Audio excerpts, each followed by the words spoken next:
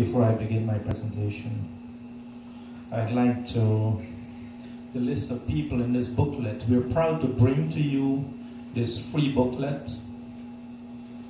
It's something that we want to do every year, one every year, practical Vedic teachings for everyday living. So I ask you to only take, it's free, but take if you're going to make use of it. After our Pravachan, we'll put it in front, take what you need. My dear sisters, my brothers, children of one God, my fellow souls, Namaste. Have you spoken to God today? And if not, why have you not spoken to God? Have you just sat down in Mandir this morning and you recited prayers and you sang bhajans or you listened? We know that God is here, there and everywhere. Natam vidhata yaima jajana. Anyat yushmakam anantaram babhuva. We know that God resides closest within your own heart. And some of us have not spoken to Him today. So the question asks itself, why haven't you spoken to God? Or are you just sitting here listening to what's going on? In the past hour, we sat down, we did Havan. What exactly did we do? How real and how deep did your prayers get? Did you sing in a sweet voice, reciting mantras, empty recitations? Or did you have a conversation with God?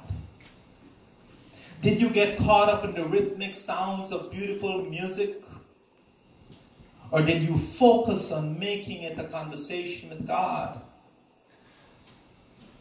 One of our mantras in Swasti Vachanam, we don't use very often, but it goes Om Swasti na Patyasu Dhanvasu Swasti Apsu Vrijane Swarswati Swasti na Putra Kriteshu Yonishu Swasti Rae Maruto Dadhatana.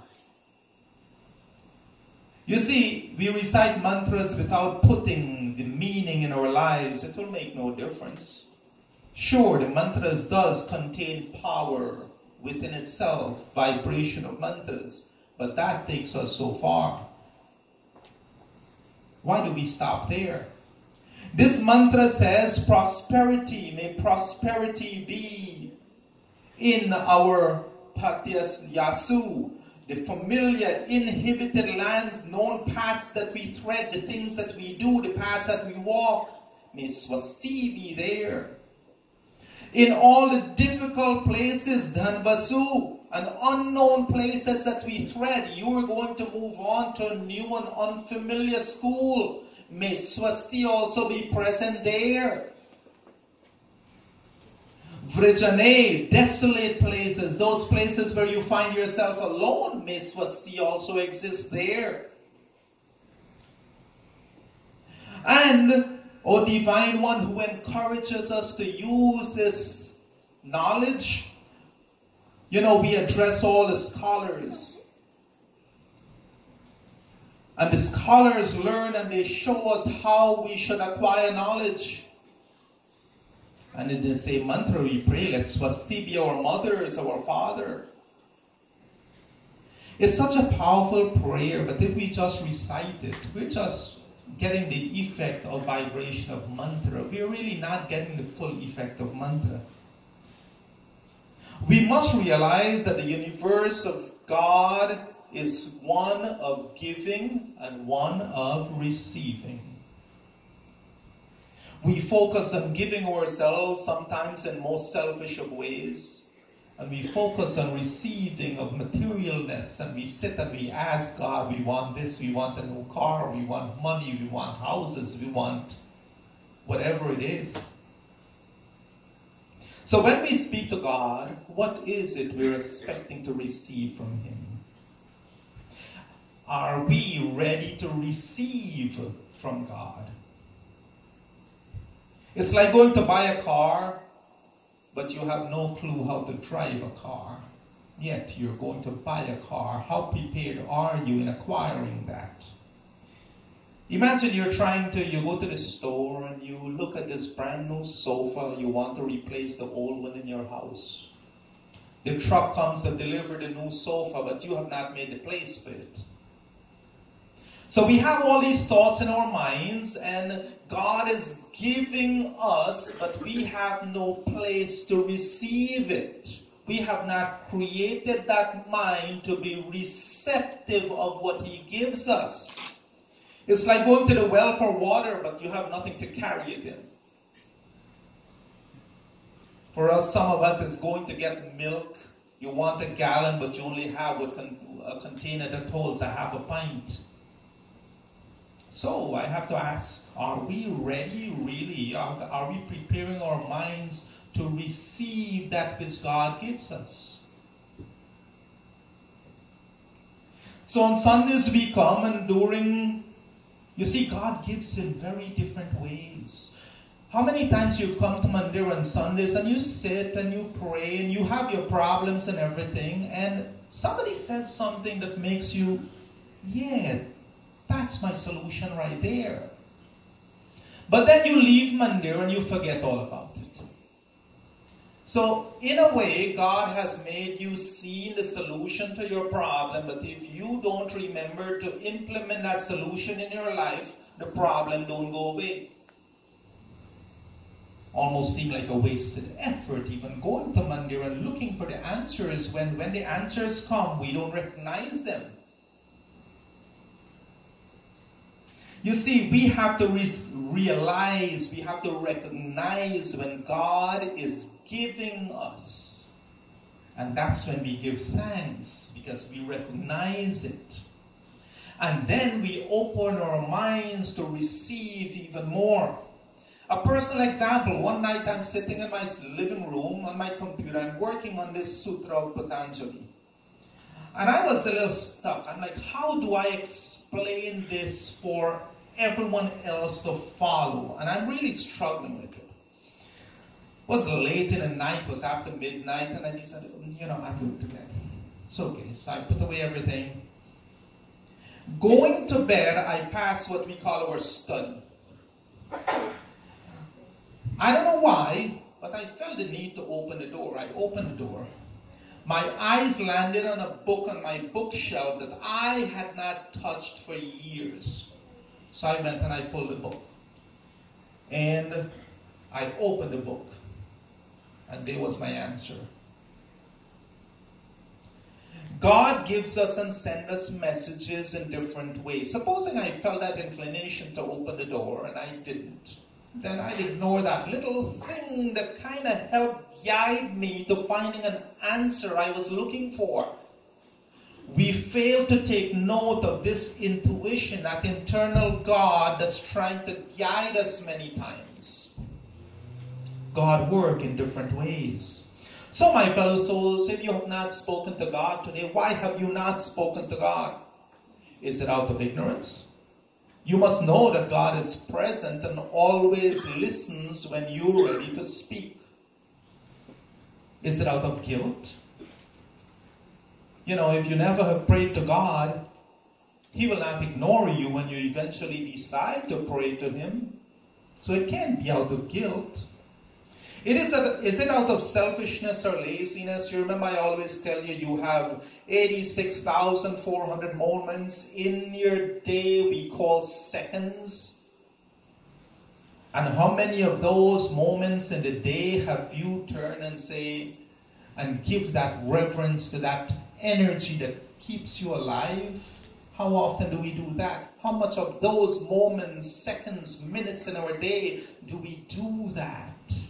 Or do we just wait to come on Sunday, sit down, recite the same things, repeat the same prayers, listen to the same bhajans, and go away? So who do you blame then? Or is it that you say that I don't know how to speak to God? God don't only, some people think God only speaks Sanskrit or Hindi. No, God read your thoughts if you want to communicate with Him. Any language. Some of us feel guilty because we can't pronounce a mantra properly, and some of our Pandits beat up on those that cannot pronounce properly.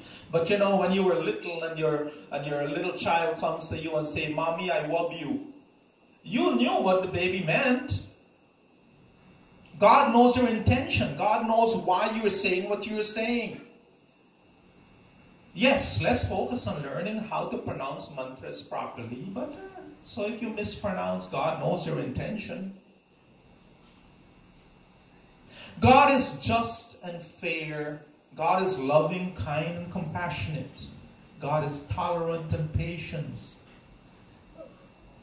If this God, if this almighty and all-powerful God who resides in your own heart, and he is always listening because he is that close, why are we not speaking to him more often? Sometimes we are so focused on our problems.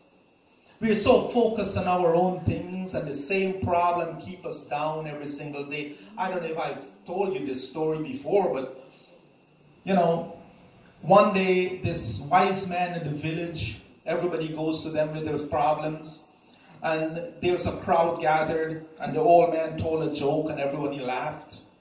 A minute later he told the same joke and everybody somewhat kind of laughed. 3 minutes later he told the same joke and no one laughed. And he smiled and he said, "You can't laugh at the same joke over and over, but why are you crying over the same problem over and over?" Sounds funny, but there's some truth to that. You know, we tell God what's in our mind. The communication flows one-sided. We talk. God listens. We talk more. God listens. We cry. God listens. We sing bhajan. God listens. We plead, we talk, we sing to God. We say, "Oh, Bhagavan. Bhagavan. Bhagavan.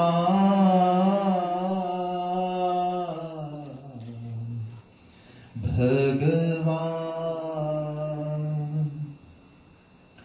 O दुनिया के रखवाले, सुन दर्द भरे मेरे नाले, सुन दर्द भरे मेरे नाले. Oh God, you take care of everything. Oh God, listen to my problems. Here again, we're asking God to listen while we talk. That is the problem. We spend no time listening because we are so busy talking. We are so busy complaining. We don't spend time to listen and listen to that internal voice of God. We don't spend time sitting down, meditating, contemplating, listening and paying attention when God speaks to us because we're too busy talking. Imagine that after Havan today, after Mandir today, you go to a friend's house. You knock on his door, he opens his door, you go and you sit down and you start talking. And you talk for a half hour, you told him your world story, and then you get up and you leave. You don't even allow him a word in edgewise. You know what will happen the next time you knock on his door? Even if he's home, he might pretend he'll pretend he's not home. Is that what we're doing to God? That we're so busy talking that all of a sudden he don't even seem like he's home, like nobody's listening to us because we talk, he answers, but we don't hear the answer. We don't give time to listen. You see, Bhagavad Gita tells us about the true practice with faith, intent, and belief. Shraddhavan anasunyacha shrinuyat api yaniraha sa api mukta shubhan lokan prapnuyat punya karmanam. In this shloka, Sri Krishna reminds us that if people merely, Shrinuyat, he used that word, listen here with faith, belief, intention, listen, actively listening, not passively listening, they will benefit because they will hear the messages. God is already seated within them. Only the Shraddhavan, the faithful, those who listen with knowledge, with faith, with intent, and without anasunya, envy, they will mukta, they will be liberated from sins, and they will attain liberation. Bhagavan Sri Krishna tells us this. Listen, pay more attention to, but the problem is almost like a societal problem.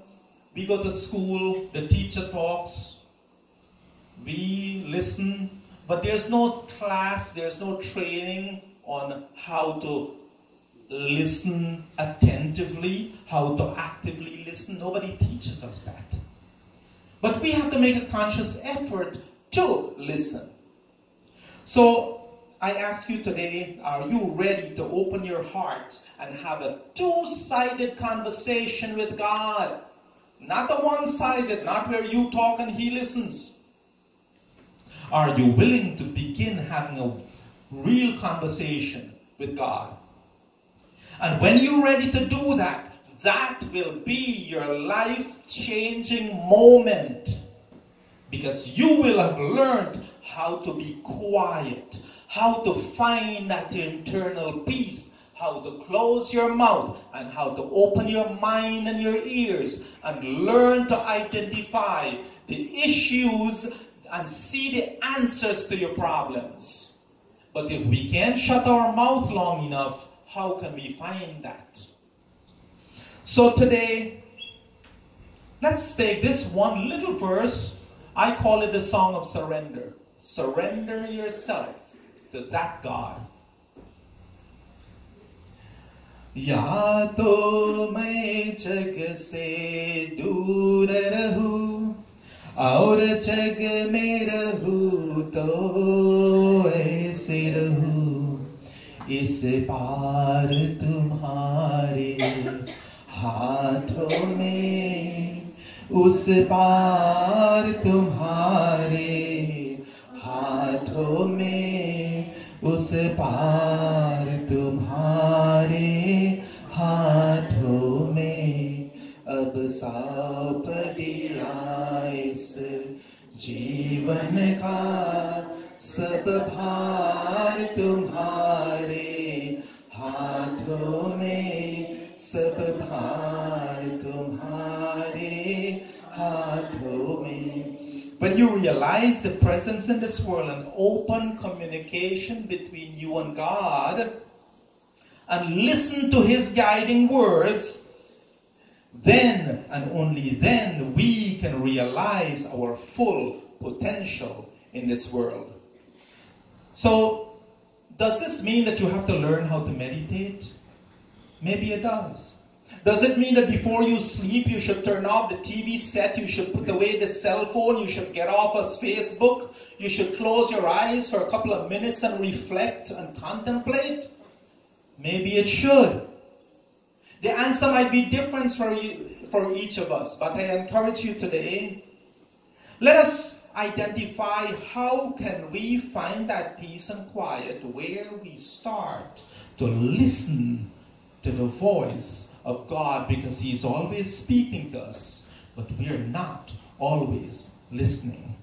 My fellow souls, today, we pray that each of you develop that inner strength, that discipline of mind, that focus of thought, so that you find the kind of solitude, that innate sense that not only recognizes the voice of God, but hears and understands the communication between you and Him. I thank you all for your kind and patience and attention today. Om Purnamada Purnamidam Purnat Purnamudachyate Purnasya Purnamadaya Purnamevavashishyate. With love and humility in my heart, I say namaste to each and every one of you. Om Shanti, Shanti, Shanti Om. Thank you, Pandit Jack.